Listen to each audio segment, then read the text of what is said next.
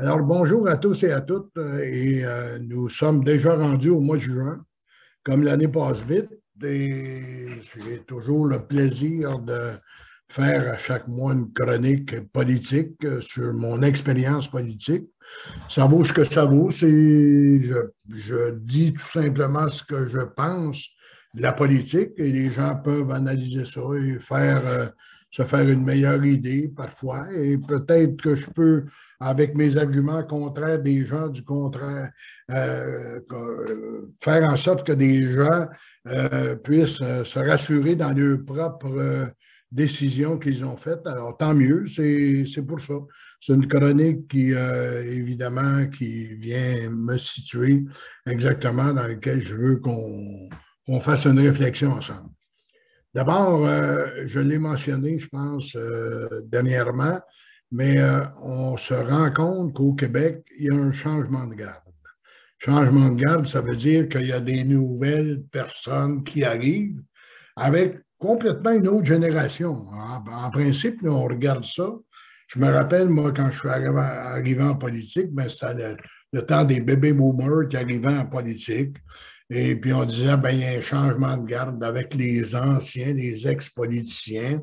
Et là, on va aller vers du temps nouveau, on va aller approfondir davantage des sujets, on va aller plus loin dans nos réflexions. Alors, là, présentement, il y a un changement de garde politique. On le voit parce que M. Legault, qui avait beaucoup de facilité avec les oppositions à cause de la pandémie, bien, se retrouve là, présentement, lors de ses sorties, comme il a fait dernièrement, la sortie vis-à-vis des maires des municipalités, là, il n'a pas frappé trop du facile, là. Alors, il y a des gens qui ont dit nous regrettons, mais nous autres, dans les municipalités, on n'a pas suffisamment de pouvoir. On nous redonne toujours des choses à administrer. Malheureusement, l'argent ne vient pas avec ça. Il va falloir que ça change, puis il va falloir que ça se discute autrement. Prenons uniquement l'exemple du maire de Québec, là, qui, le troisième lieu, ne dit pas qu'il n'est pas favorable à un troisième lieu, ni qu'il est favorable, mais il dit j'ai besoin de savoir le pourquoi on va faire ça. Puis j'ai besoin de savoir pourquoi ça ne viendra pas hypothéquer les générations futures au point de vue environnement. Donc, on voit que beaucoup d'accent vers l'environnement. On a vu aussi à l'Union des municipalités dernièrement là, une table complète de nouveaux maires, mairesses qui sont arrivés au pouvoir.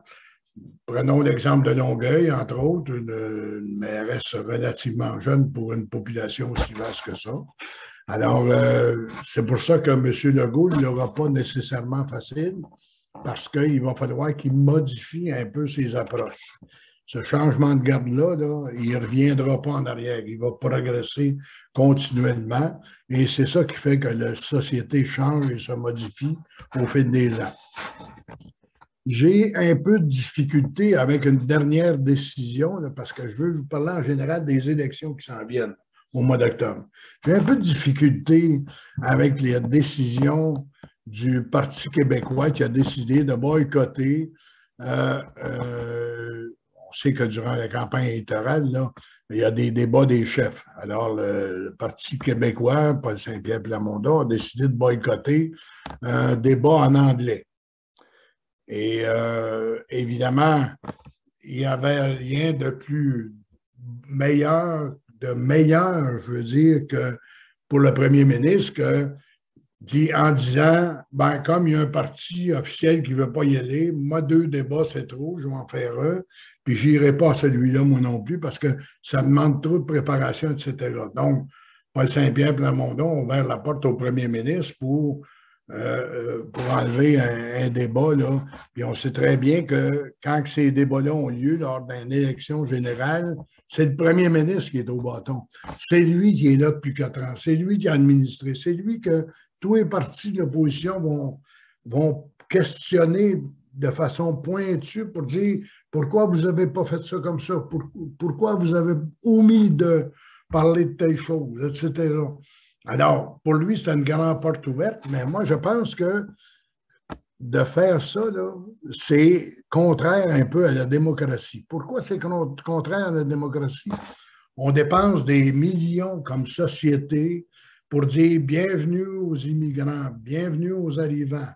J'écoute les manchettes, mais on dit toujours il faut les considérer comme des Québécois. Hein? On ne veut plus qu'on utilise le mot des Québécois de souche puis faire de la catégorisation. On dit on veut les considérer comme Québécois. Je pense que les Anglais, même si parfois ils contestent certaines lois qu'on fait, tout le monde ne peut pas être. Il y a une place où, même une place qui ne sont pas unanimes, en Russie, présentement, ils ne sont pas unanimes. Pourtant, c'est un régime dictatorial. Alors, il ne faut pas se leurrer de ça, qu'il y a des Anglais, parfois, ou des minorités ethniques qui décident de contester certaines de nos législations. Ça ne veut pas dire que ce sont des mauvaises personnes. Ça veut dire qu'ils ont le droit d'exprimer leur opinion, ce qui n'empêche pas au gouvernement de procéder quand même. Là. On va procéder à l'adoption de certaines lois. Et pour nous autres, c'est prioritaire de protéger le français. Alors, on essaie de faire comprendre aux gens que c'est important pour nous autres de protéger le français. C'est important de l'apprendre. Alors, M. Legault, en refusant ce débat-là, hein, perd une belle occasion d'essayer de convaincre les Anglais, même s'ils sont difficiles à convaincre.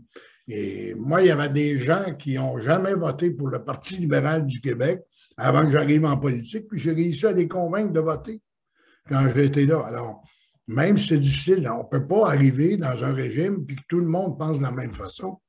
Alors, on perd une bonne occasion, puis on dépense des millions pour leur dire qu'ils devraient penser comme nous autres, puis qu'il ne faut pas faire de restrictions.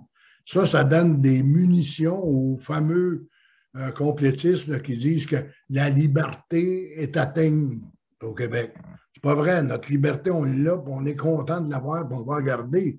Mais puis c'est pas vrai que M. Legault attaque notre liberté, mais il ne faut pas donner non plus l'occasion à ces gens-là d'en rajouter en disant on ne parlera pas au débat des Anglais. Les Anglais, de toute façon, on n'a pas besoin d'eux autres. C'est ça que ça veut dire.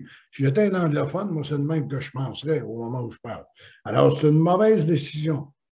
Paul Saint-Pierre Plamondon n'a pas grand-chose à perdre, lui, parce qu'il ne reste plus rien au PQ, ou à peu près. C'est dommage, je trouve ça dommage, parce que tous les fois qu'un parti politique est en voie de disparition, c'est mauvais pour la démocratie, parce que le but de la démocratie, c'est d'avoir le plus de partis politiques qui nous offrent des possibilités. Puis à ce moment-là, on est capable d'en choisir. Il ne faut pas attendre qu'ils soient tous disparus pour dire c'est-tu de valeur, on a déjà eu des partis politiques, puis on n'en a plus maintenant. Alors, Paul Saint-Pierre Plamondon ont fait, à mon point de vue, fait une bourre monumentale. Et d'ailleurs, jamais René Lévesque, que j'ai bien connu, aurait permis ça, aurait fait ça. René Lévesque leur parlait aux Anglais, il n'était pas toujours d'accord avec eux autres. Puis des fois, il se monçait un peu, puis il varlopait, comme on dit dans le langage politique. Mais au moins, il les considérait comme étant des gens qui participent à l'essor du Québec. Alors ça c'est un... D'après moi, là, M. Legault devrait se raviser pour tâcher d'y aller à un débat, puis faire valoir les points qui militent en fonction de la protection de notre français, puis insister là-dessus. Et les autres partis politiques ne pourront pas être contre ça. Voyons donc, ça n'a pas d'allure. L'autre point aussi là, qui va arriver, puis je pense que, et là, je vais parler par expérience. Moi, j'ai été un de ceux qui a été élu en 1973 parmi les 102 députés sur 100. En 1973, là, à l'élection, il y avait 110 sièges à l'Assemblée nationale. J'ai été élu parmi les 102 députés qui ont été élus à ce moment-là. Hein? Et qu'est-ce qui est arrivé avec M. Bourassa en 1976? 3 ans après, même pas 4 ans après. Il a quasiment été obligé de faire une élection parce que la bisbille était poignée. D'abord parce que c'est de l'ouvrage né sans queue de député. Là. Ça fait bien du monde à contenter. Là. Puis ils nommeront pas 80 ministres parce qu'ils ont 102 députés. Là. Ou 102, ou 100, ou 80. Là. Ils sont obligés de garder un certain nombre. Donc, il va y avoir bien des têtes là-dedans qui se croient bien intelligents puis super, qui vont être assis sur les banquettes arrière. Puis c'est long à l'Assemblée nationale d'être assis sur le bord de la porte. C'est très long. Parce que d'abord, tu ne parles pas comme tu veux. Et le parti va dire, ben voici, là, on accepte sur un projet de loi qu'il y en ait 4 ou 5 qui prennent la parole pour ne pas se filibuster eux autres mêmes. Alors, il y a bien du monde qui reste assis en arrière sur le banc et qui disent: non, je suis venu faire quoi ici? Alors, pour M. Legault, ce n'est pas nécessairement une bonne nouvelle de faire élire tant de députés. Et moi, si j'étais à lui, là, je prendrais l'exemple des autres, puis je dirais: regarde, ça ne sert à rien, parce que M. Legault a cette tendance-là d'être un peu revanchard d'une certaine façon. Là. On le voit comment il se comporte en chambre. Là. Autant il a l'air d'un bon père de famille, puis qu'il l'est d'ailleurs un bon père de famille quand il nous parle de pandémie, quand il nous parle il essaie de nous convaincre, puis M. Legault est capable de convaincre des gens. Là. Il l'a démontré. Il nous a convaincus d'avoir des masques. Il nous a convaincus d'avoir un couvre-feu même quand il n'y a plus personne qui en avait. Hein? On voit jusqu'à quel point il est capable de convaincre des gens. Donc, à mon point de vue, je pense qu'il n'est pas sur la bonne traque quand il agit un peu comme ça. Il va falloir qu'il modifie ça. Maintenant, je ne voudrais pas aussi que les élections soient le prétexte pour tout le monde de nous parler de la pandémie. Voulez-vous nous sacrer patience avec cette maudite pandémie-là? Là? Pour une fois qu'on se sent soulagé, hein? Pour la fois qu'on sent que c'est plus une grosse épée de Damoclès au-dessus de nos têtes à cause qu'il y en a plusieurs qui l'ont attrapé d'abord, puis d'autres, il y a bien du monde qui sont vaccinés 3 puis 4 fois. Alors, à partir de ce moment-là, c'est pour ça que ça n'a plus d'effet sur notre réseau de santé ou à peu près pas. Donc, il faut arrêter à un moment donné là, de nous parler de pandémie. D'abord, parlez-nous-en pas parce qu'il n'y aura pas d'enquête. Là. Il y a quelques enquêtes qui sortent, mais on le sait que le gouvernement a mal agi dans certaines occasions. Pas seulement que M. Legault, les gouvernements qui se sont succédés depuis 25 ans ont laissé perdurer des situations qui n'auraient pas dû laisser perdurer dans le domaine de la santé. Alors, on sait tout ça. Parlez-nous pas de pandémie. Moi, je ne veux rien savoir de ça durant la campagne électorale. Ce que je veux entendre durant la campagne électorale, c'est qu'est-ce que nos partis politiques vont nous offrir concernant l'inflation. Allons regarder l'inflation, là, ça fait peur. Là. Et moi, j'ai connu ça aussi là, en 1981-82, dans le temps du régime de M. Lévesque, un petit peu avant aussi dans le temps de M. Bourassa. Excusez, il y avait eu de l'inflation beaucoup, là, et je vous dis que quand les taux d'intérêt ont été obligés d'être très hauts, là, il y a des gens qui ont eu de la misère à s'en sortir. Là. Alors, qu'est-ce que les partis politiques vont nous proposer pour contrôler l'inflation? Ça, c'est ça que j'ai besoin de savoir avant d'élire un gouvernement. Là. Parce que d'ici le mois d'octobre, ce n'est pas vrai que l'inflation va être contrôlée. Au contraire. Premier point. Le deuxième point où que je veux entendre parler de mes politiciens durant les élections qui s'en viennent, qu'est-ce qu'ils vont faire avec le logement? Aller n'importe où au Québec, là, dans n'importe quelle région au Québec, là, les gens ont de la difficulté à se trouver du logement. Il y a une pénurie de logement. Puis non seulement il y a une pénurie de logement, mais dans le logement qui se crée, là, souvent on va bâtir des condos. Est-ce que les condos sont en portée de tout le monde? Hein? Est-ce que monsieur et madame tout le monde qui travaille là, puis qui subit l'inflation est capable de se payer un condo assez cher? Là? On regarde le prix, à part de ça, du lotissement, des maisons qui se vendent présentement, ça se vend un 30, 40, 50 000 $ de plus que l'évaluation municipale. Alors, qu'est-ce qu'on va faire avec le logement? Pour les gens qui sont aux prises à ne pas avoir de logement, pour les gens qui n'ont pas suffisamment d'argent pour payer des augmentations de logement. C'est bien beau, là, M. Legault, mais je ne peux pas croire qu'il va nous dire qu'à 3 et 6 mois, il va nous donner 500 $. Là. Il ne nous enverra pas un chèque de 500 $. Là. Il en a envoyé un, là, puis c'était correct comme ça, même s'il a empêché du monde d'en avoir. Là, il disait que tout le monde avait subi. Il nous a dit que tout le monde subissait l'inflation, mais si tu gagnais 100 000 et plus, toi, tu n'avais pas de chèque. Pourtant, l'inflation, ils ont subi aussi, mais en tout cas, ça, je pense qu'on ne braillera pas sur ceux qui gagnent 100 000 et plus, mais il y a des limites quand même. Là. Alors, M. Legault ne nous donnera pas un chèque à 500 $ à tous les 6 mois. Hein? Alors, qu'est-ce qu'ils vont faire pour maîtriser puis contrôler ça? Qu'est-ce qu'ils vont faire aussi pour le panier de provisions? Alors, ceux qui m'écoutent présentement, je n'ai pas à vous convaincre que votre panier d'épicerie, je ne sais pas ce que vous mangez chez vous, là, mais votre panier d'épicerie, là, vous pouvez mettre pas mal de dollars de plus pour l'acheter, là. Alors, il va y avoir une limite aussi à ça. Et on veut que les gens achètent québécois. Bravo, moi j'ai prêché ça comme ministre de l'Agriculture. Jean Garon prêchait ça. Ça n'a pas été inventé par le gouvernement Legault, ça. Le panier bleu a été inventé là, parce qu'on en a parlé, mais moi, il y a 30 ans, là, je parlais comme ministre de l'Agriculture de consommer le matin plus de jus de pomme que de jus d'orange parce qu'on ne produisait pas des oranges et on ne savait pas quoi faire avec nos pommes. Alors, moi, j'ai prêché ça là, il y a 30 ans.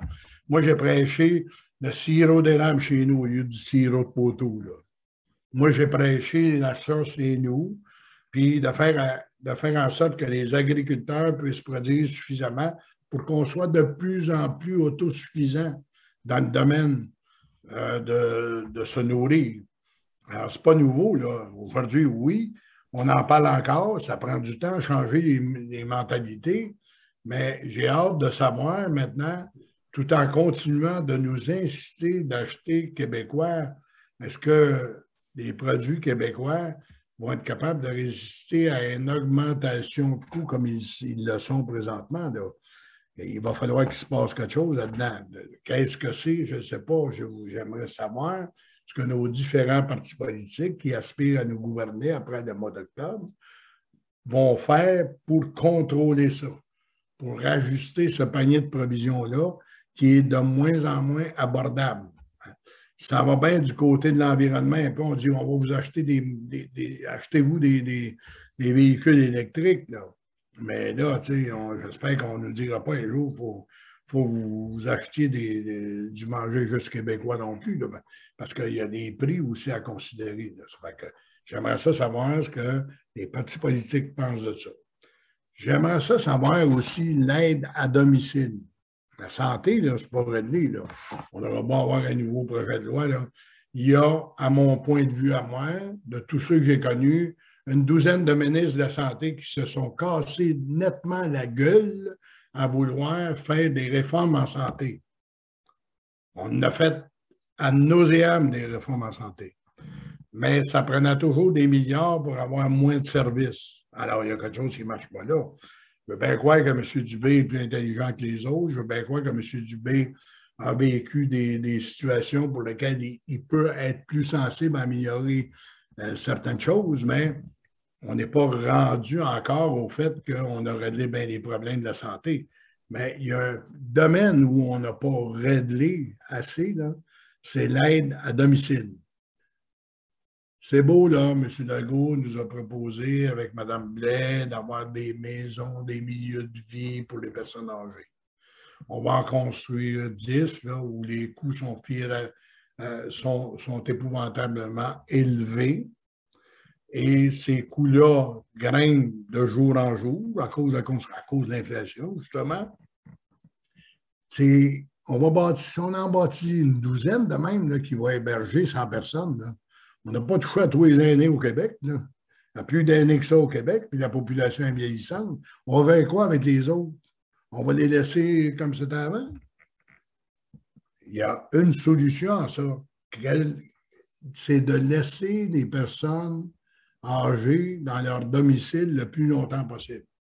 Mais pour ce faire, là, il faut avoir des services.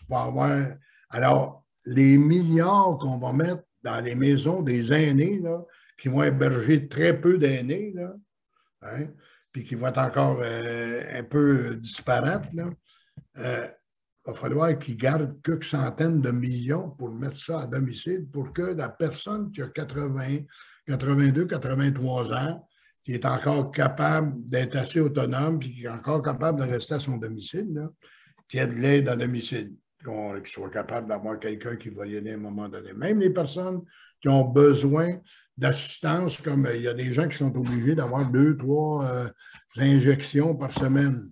Alors, il faut qu'il y ait des gens à titre en santé qui puissent aller leur donner à domicile. Puis là, il faut qu'il y ait des gens aussi qui soient attitrés pour leur faire de la popote, hein, on parle de popote volante, etc. Ça, c'est toutes des choses qui peuvent être faites à bien meilleur coût que de les envoyer dans des maisons comme ça où ça coûte un prix énorme. Hein. C'est d'ailleurs démontré ça, que la personne âgée qui reste à domicile nécessite moins d'argent, hein, de la part de l'État que si vous la placez dans un centre, dans un CHSLD. On dit que dans un CHSLD, c'est minimum 100 pièces par jour que ça coûte pour garder quelqu'un.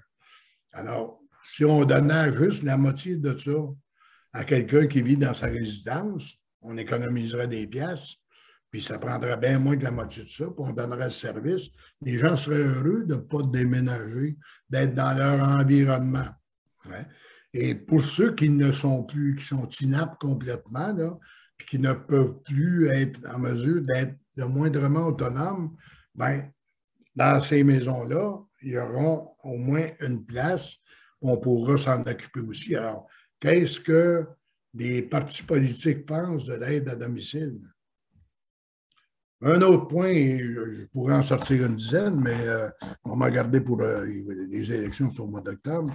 Hein. L'autre point, c'est que beaucoup de gens qui font affaire avec la justice aujourd'hui ne sont pas capables de s'en servir, hein, parce que c'est congestionné au bout. Vous savez, quand on pèse un bouton pour appeler un avocat, pour tâcher d'avoir des droits, faire défendre ses droits, ou etc., là, on est rendu qu'on parle de 250 pièces de l'heure.